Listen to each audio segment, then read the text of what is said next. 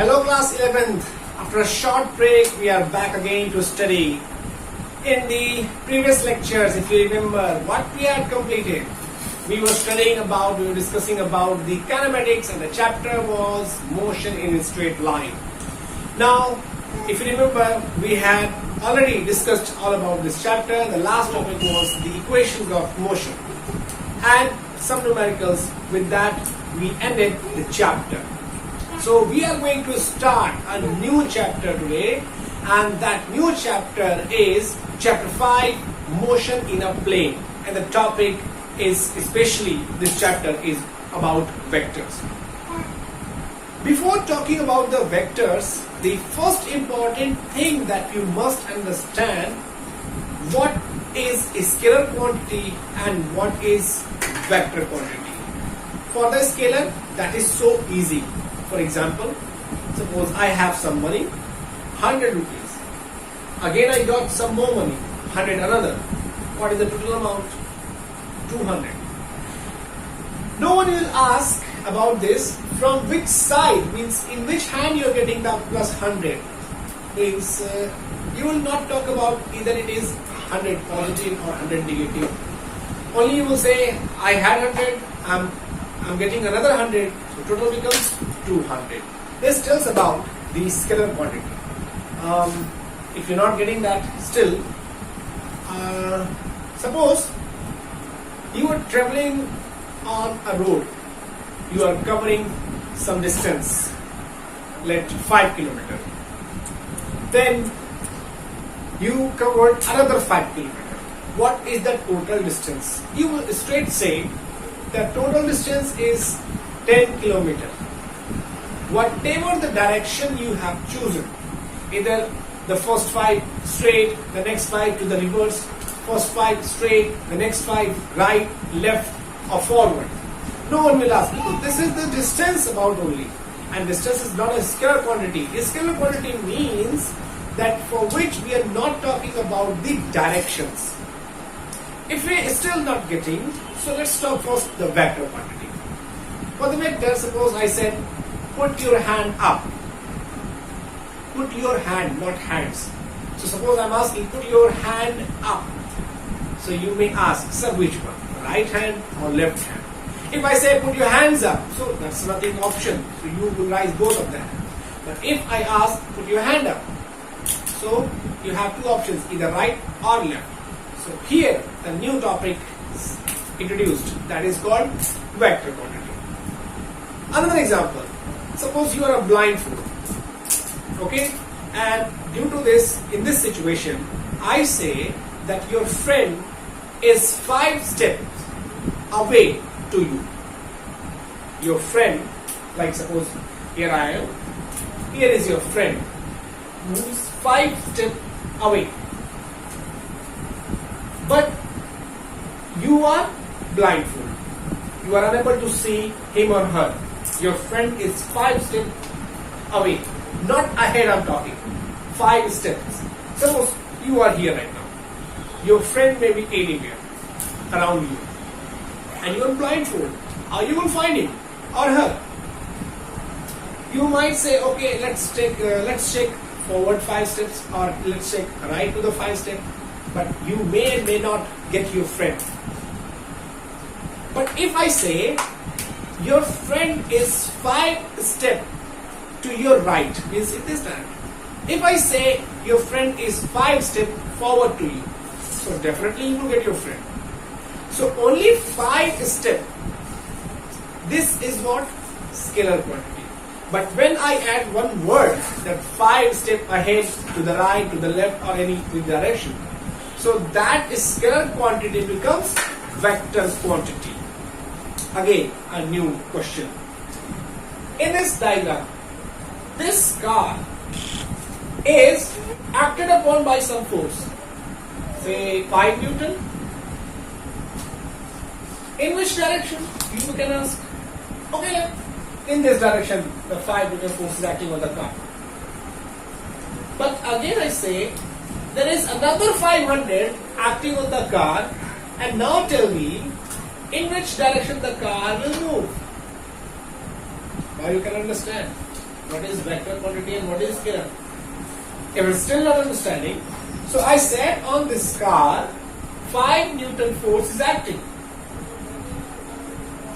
2 forces acting simultaneously on this car, separately 5 Newton each. In which direction the car will move?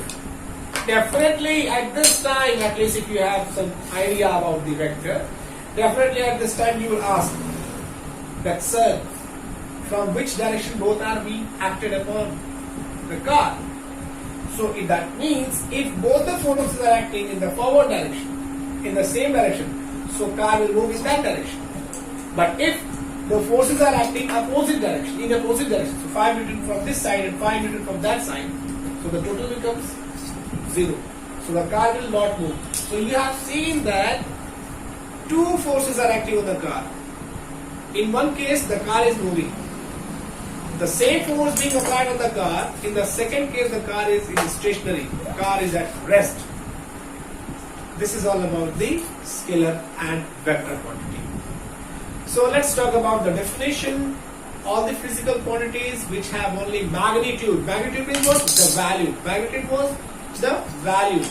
So all the physical quantities which has only the value is called scalar quantity, and that quantity which has magnitude as well as direction, like 5 step in the right direction. So 5 step is magnitude, value, and the right direction is what? Direction. So magnitude plus direction makes the quantity vector.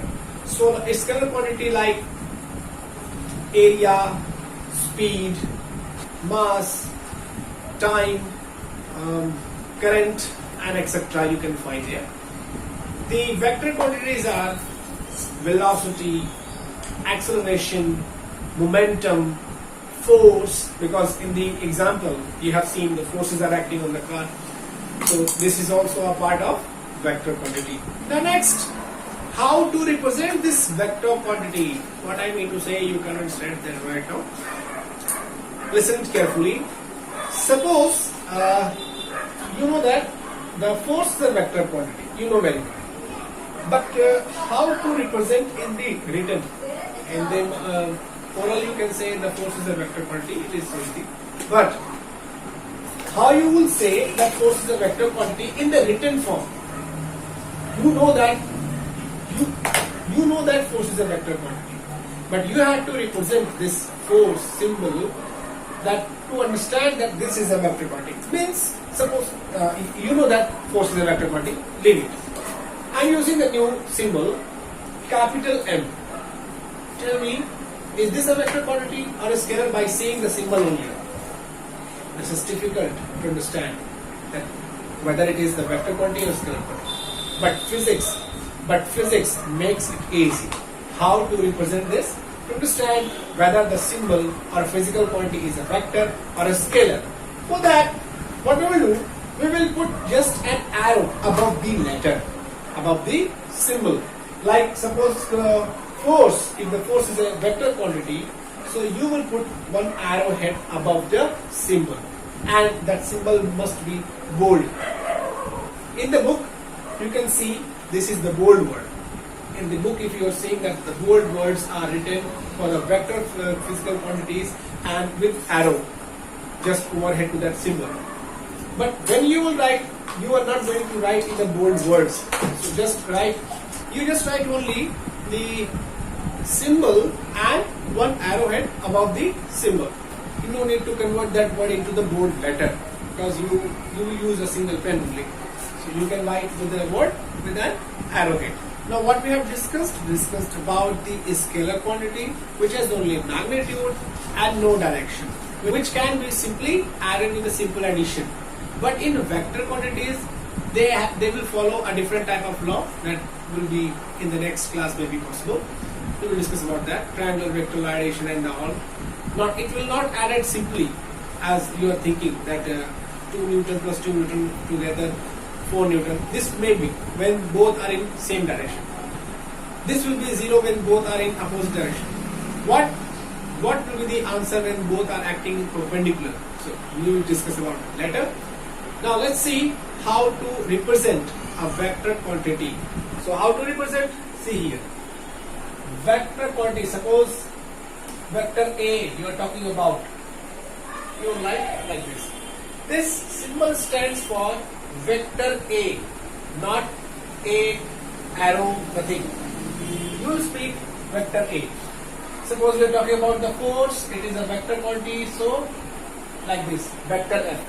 Suppose you are writing definition. So in definition, you will never write. No, this is incorrect method. Only write that symbol itself consists the complete word vector F. But still, this vector quantity is divided into two categories. One is a polar vector, second is called axial vector. To understand that, see here, a person starts his journey, goes in this direction, starts from point A, then point B, then point C, then to D, and then to A. If I'm talking about and I'm giving you information that the person has started its journey from point A, then you will know that the starting point is this and end point just before. But if I'm not giving any hint, I'm not giving any information from where the person has started, then tell me from where the motion was started, or you can say from where the person was started his journey. You cannot answer. You can see the direction of motion is this direction you are seeing, but starting point and end point is not defined. Then this type of vector is categorized into two parts. Vector is categorizes vector I am talking about. Suppose this is into two parts. One is called polar, and second is called axial. So, what is polar? Where starting point and end point you can see. Starting point is clear. And axial, no.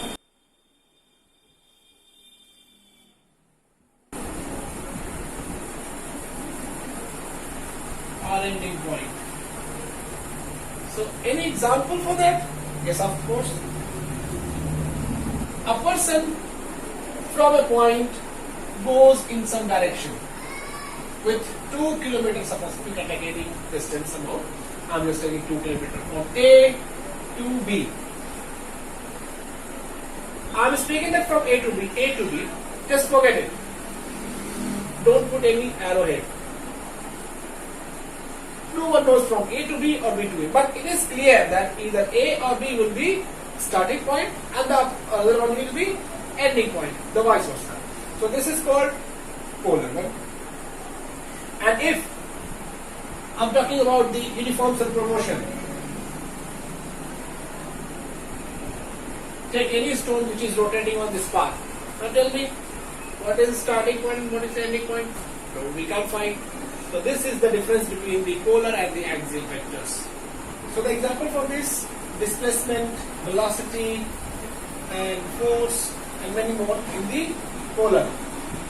And in this, circular motion, torque, and many more.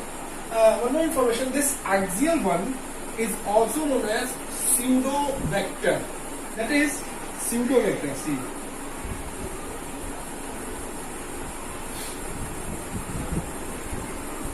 This axial vector is also known as pseudo vector. So some examples are there here. You can see in the books. The next topic is position vector. Let's read it. Start. First, position vector. What is position vector? If I'm asking that where I am, you may say that at your home, sir, but not like that. The position, if I'm talking about in the context of the coordinates, so that would be something T, something N, something different, or something W, whatever it is. So that coordinates has some origin. Means any vectored quantity that we are going to represent from origin is position vector. Or you can say, if you are positioning any object, so there must be one origin point. So this point, suppose A. Where is this point? Don't say this on the whiteboard again. To give the exact information about the position, you must have one origin point. Suppose this is point O, origin. So whatever the distance from the origin, you can say displacement level. So suppose this is a displacement from O to A, from origin to A. So let displacement I am representing with vector R. Okay, this is the position of this point. So this vector R is what? Vector R is what? Position vector. Or O to A is also there. So O to A.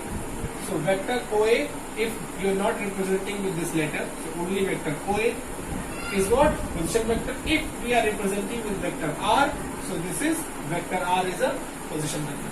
For another point, suppose this is point B with origin. What is the position vector of this? Vector OB, or in the terms of R, so let this one is R1, so this will be vector R2. What again? Position vector, whatever it is, I'm not writing here right now. So this is completing about position vector. Position vector is what again? The position in the coordinates in the Cartesian system is what we known as position vector. Now next topic is displacement vector. So what is the displacement between A to B, from here to here? So suppose if somebody is moving from A to B, means this person or any object is moving from A to B, from here to here. So what is the difference in the position? So that difference value will be known as displacement vector. So here displacement vector will be what? Vector A to B. A to B will be what? R2 minus R1 or R1 minus R2. Okay? So this vector AB from A to B, it has gone. So this will be what? Displacement